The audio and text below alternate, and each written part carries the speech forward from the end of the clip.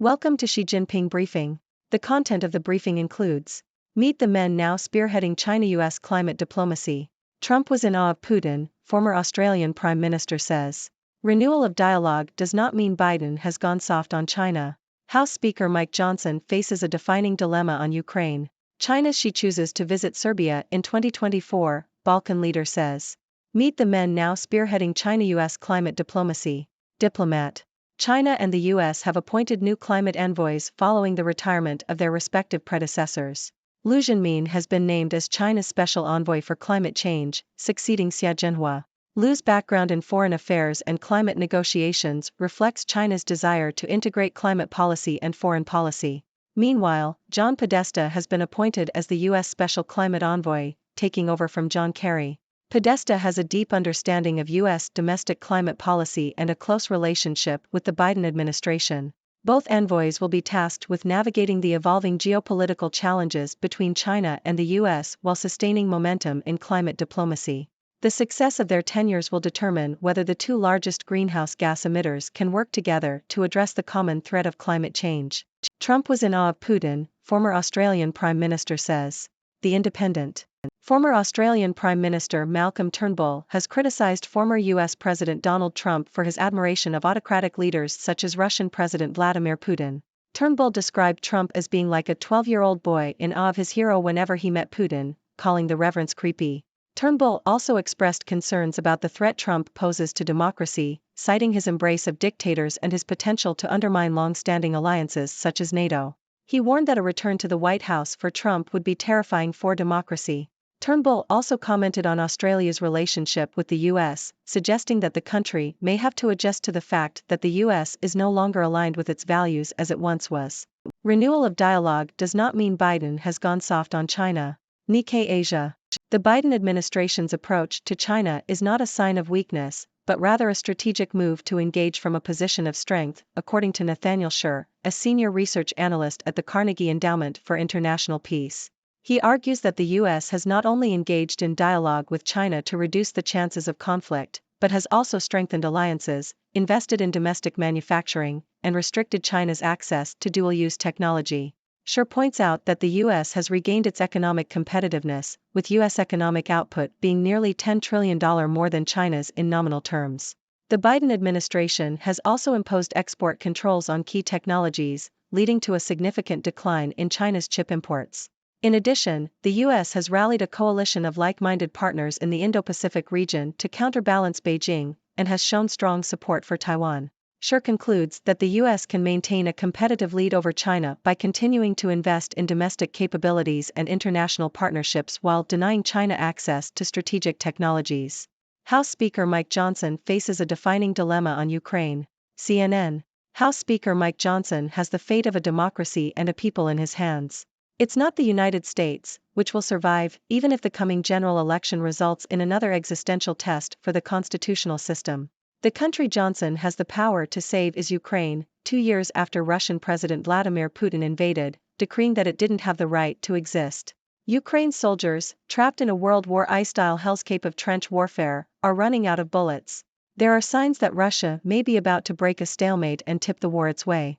Johnson, a backbencher who was the last-ditch choice to lead the mutinous House GOP majority last year, could relieve Ukraine's agony and help ensure its survival as an independent nation in the coming days.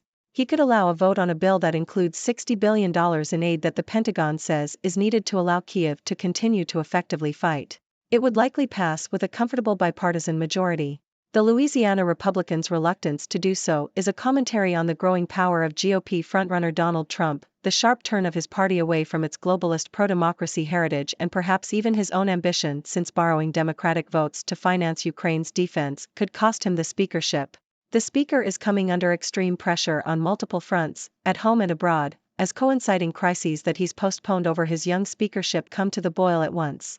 Most immediately, without a budget deal with the Democratic Senate, the government could hurtle into a partial shutdown by the weekend. His predicament will be highlighted at a meeting of the top 4 congressional leaders at the White House on Tuesday, called by President Joe Biden. China's Xi chooses to visit Serbia in 2024, Balkan leader says. Bloomberg. Chinese President Xi Jinping is set to visit Serbia in 2024, according to Serbian President Aleksandar Vučić. The visit comes as China's relationship with Europe faces strain due to trade disputes and the war in Ukraine. Xi's trip to Serbia would be his first visit to Europe in over 4 years. China and Serbia have been cultivating closer ties in recent years, with China providing aid to Serbia during the pandemic and the two countries canceling tariffs on most tax items under a new free trade agreement. Additionally, a new yuan clearing arrangement was established between China and Serbia to promote the use of the Chinese currency in cross-border transactions. Hong Kong budget expected to ease property curbs, boost tourism. Bloomberg. Hong Kong's Financial Secretary Paul Chan is expected to ease curbs on property transactions and announce measures to boost tourism and attract investment inflows into local capital markets in Wednesday's budget. Confidence in the city has waned amid a slump in the property market and national security measures eroding freedoms of expression. The dangerous parallels between Putin's ambitions in Ukraine and Xi's claims on Taiwan. CNN. The brutal invasion of Ukraine by Russian President Vladimir Putin and the Chinese Communist Party's rhetoric around Taiwan are two sides of the same coin, according to Kolas Yotaka, former Taiwan presidential spokesperson. Yotaka has warned that Putin and Chinese leader Xi Jinping both believe they represent the old imperial powers in their countries and think they are the chosen ones who can defend their countries from foreign powers. She described this as scary and nonsense and urged those who care about democracy and human rights to pay attention to the similarities between Putin's justifications for invading Ukraine and Xi's rhetoric around Taiwan. If Putin wins in Ukraine, it could send a message to Xi that using military force is an effective way to achieve their goals, warned NATO Secretary General Jens Stoltenberg. He said that what happens in Ukraine could happen in Taiwan. China's Communist Party claims the self-ruling democracy of Taiwan is part of its territory and has vowed to take the island, by force if necessary. However, only a handful of countries recognize Taiwan's sovereignty. The Chinese Communist Party has refused to condemn Russia's invasion of Ukraine and has continued to strengthen its economic, strategic, and diplomatic ties with Russia. That's all for today's news from the 6 Dimensions. Let's recap what we've learned. China and the US have appointed new climate envoys, Liu Zhenmin and John Podesta, respectively, to sustain momentum in climate diplomacy and address the common threat of climate change. Former Australian Prime Minister Malcolm Turnbull criticized former US President Donald Trump for his admiration of autocratic leaders like Russian President Vladimir Putin, calling it creepy and expressing concerns about the threat to democracy.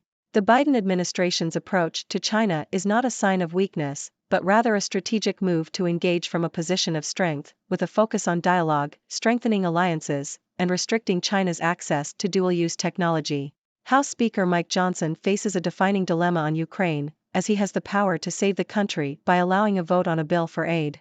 His reluctance to do so reflects the growing power of GOP frontrunner Donald Trump and the party's shift away from its pro-democracy heritage.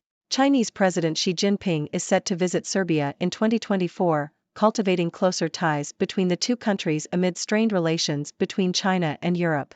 Hong Kong's budget is expected to ease property curbs and announce measures to boost tourism and attract investment inflows, aiming to restore confidence in the city amid economic challenges and erosion of freedoms. The parallels between Putin's ambitions in Ukraine and Xi's claims on Taiwan are concerning, as both leaders believe they represent the old imperial powers and are willing to use military force to achieve their goals. The international community should pay attention to these similarities and the potential consequences for Taiwan. Now, let's dive into some analysis. The appointments of new climate envoys in China and the US show their commitment to addressing climate change and working together on this global issue. It's a positive step forward, but their success will ultimately depend on their ability to navigate the geopolitical challenges between the two countries. Former Prime Minister Turnbull's criticism of Trump's admiration for autocratic leaders is a reminder of the importance of strong democratic values.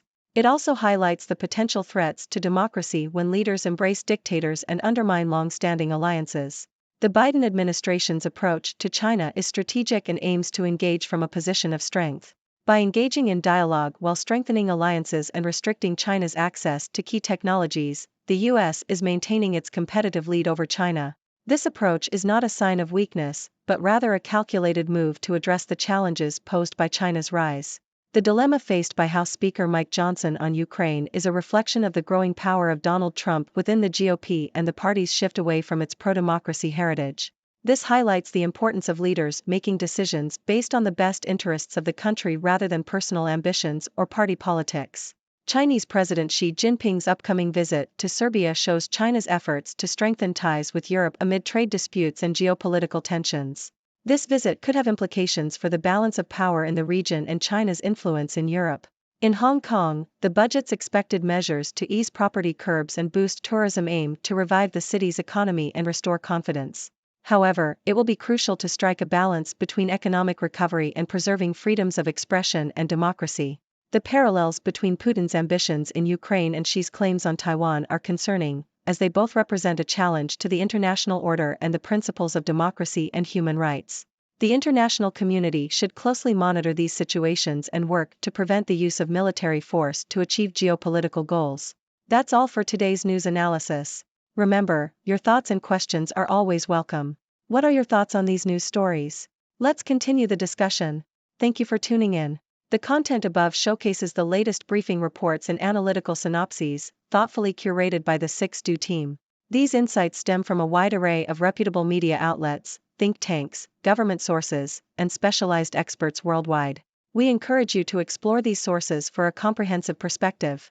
Keep in mind that while the content may not always align with the official standpoint of 6Do Brief, it's not meant to be taken as absolute directives for decision-making. Comprising seasoned media professionals, learned scholars, and accomplished scientists, the 6Do team embodies a trailblazing, fully independent media entity. To customize 6Do Brief to meet your professional needs, you have the option to subscribe to a diverse array of briefings on our website, 6dobrief.com. Regardless of your location, you can conveniently receive 6Do Brief via email.